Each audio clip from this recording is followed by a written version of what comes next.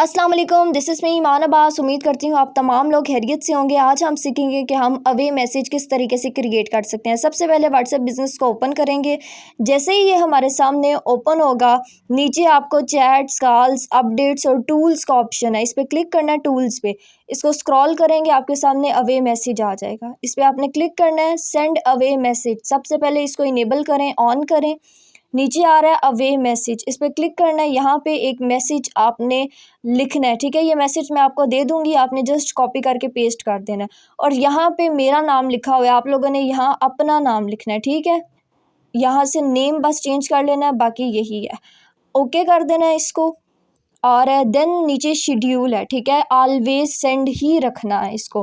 Bends पे click करना है, everyone not in address book करना है। ऊपर सेव का ऑप्शन है, सेव कर लेना है।